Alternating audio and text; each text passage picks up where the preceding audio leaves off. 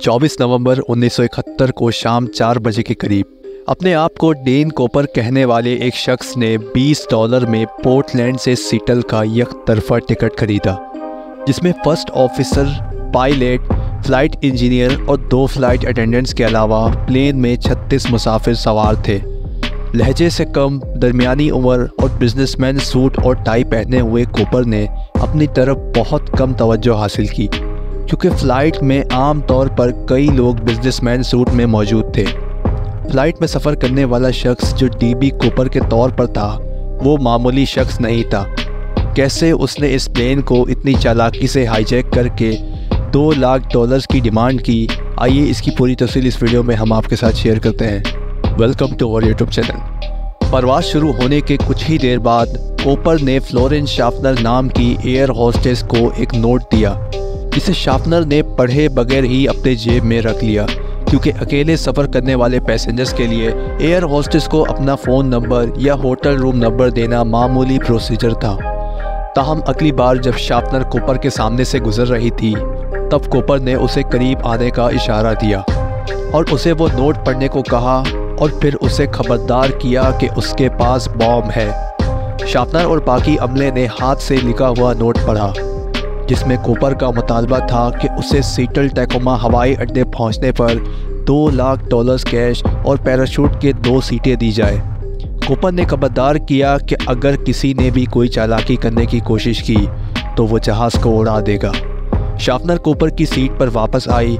इस मौके पर कूपर ने उसे दिखाया कि उसके बैग में डायनामिट और रेड वायर्स मौजूद है, जिससे शाफनर को यकीन हो गया कि ये सच में बॉम्ब है। थोड़ी देर बाद पायलट ने ऐलान किया कि जहाज़ लैंडिंग से पहले मैकेनिकल ख़राबी की वजह से मज़ीद परवाज़ करेगा। इस दौरान जहाज़ के दूसरे मुसाफिरों को अंदाज़ा नहीं था कि कुछ भी नाखुशगवार हो रहा है, क्योंकि फ़्लाइट के अमले ने ऐसा कोई माहौल बनने ही नहीं दिया जिससे पैसेंजर्स में हलचल मचे और सिचुएशन आउट ऑफ कंट्रोल हो जाए। इसी वजह से सब कुछ नॉर्मल मालूम हो रहा था। हुकूमत ने कूपर को एक डमी पैराशूट और एक रियल पैराशूट दिया था, उसकी डिमांड के मुताबिक। इनिशियली कूपर ने रियल पैराशूट के साथ एक डमी पैराशूट मांग लिया था। क्या मालूम कि शायद कूपर ने डमी पैराशूट पुलिस की नज़रों से बचने के लिए लिया होगा, ये भी अब तक प्रूव नहीं हो सका। डीबी कूपर ने 36 मुसाफिरों को रिहा करने का फ़ैसला किया।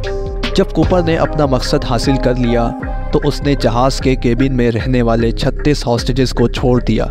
जब कूपर ने रैंसम और पैराशूट हासिल किया तो उसने बताया कि वो किसी मुसाफिर को अपने साथ नहीं लेकर जा रहा। इस तरह से उसने अपनी इरादियात और मकसद को साबित किया। इससे तो वाज़ेह साबित होता है कि कूपर का हॉस्टेजेस को किसी भी किस्म का नुकसान पहुंचाने का कोई इरादा नहीं था। अगरचे कूपर ने तैयारे को मेक्सिको सिटी जाने का मुतालबा किया। पायलट ने वजाहत दी कि ज़्यादा फासला तय करने के लिए इतना फ्यूल काफ़ी नहीं है, इसलिए उन्हें फ्यूल भरने के लिए रेनो नेवाडा में रुकना पड़ेगा। कूपर ने पायलट की बात मान ली और तैयारे को नेवाडा के लिए रवाना होने दिया। कूपर ने फ़्लाइट अटेंडेंट और अमले को कॉकपिट में रहने का हुक्म दिया। उन्हें कोई अंदाज़ा नहीं था कि कूपर केबिन में क्या कर रहा है। रात 8 बजे रेड लाइट जलने पर पायलट ने केबिन के बाहर से पूछा कि क्या वो कूपर के लिए कुछ कर सकता है। उसने गुस्से में जवाब दिया, नहीं। ये आखिरी बात थी जो पूरी फ़्लाइट में किसी ने उसके मुंह से सुनी थी। जब जेट रात 10:15 पर रेनो में उतरी तो केबिन खाली था। कूपर के साथ साथ कैश और उसका तमाम सामान गायब था। सोचने वाली बात यह है कि कूपर केबिन से अचानक कहाँ गायब हो गया, किसी को कोई खबर नहीं थी। कूपर कब जहाज़ में था और कब उसने जहाज़ से पैराशूट समेत छलांग लगा दी, इस केस को यहीं से अनसॉल्व मिस्ट्री का नाम दिया गया।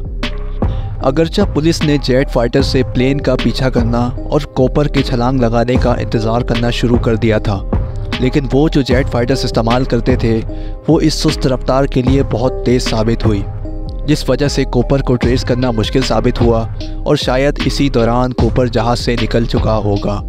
इन सारी बातों को महज फ़र्ज़ ही किया जा सकता है, क्योंकि इन सारी बातों का कोई वैलिड एविडेंस आज तक सामने नहीं आ सका।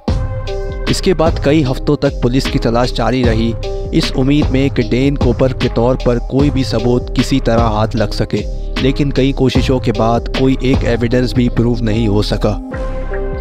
सबसे ज़्यादा मजबूर करने वाले नज़रियात में से एक नज़रिया ये है कि डीबी कूपर दर हकीकत में रॉबर्ट रैक स्ट्रॉ है, जो अमेरिकन आर्मी का एक साबिक पैराट्रूपर है जिसे वियतनाम में खिदमत अंजाम देने के बाद आर्मी से फारिग कर दिया गया था।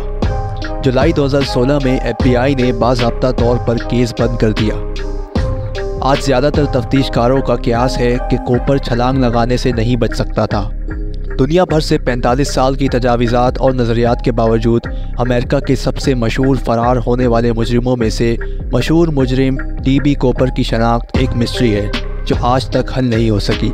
अगर आपको ये वीडियो पसंद आई तो हमारे चैनल इन्फो मैग्नेट को सब्सक्राइब करें। शुक्रिया।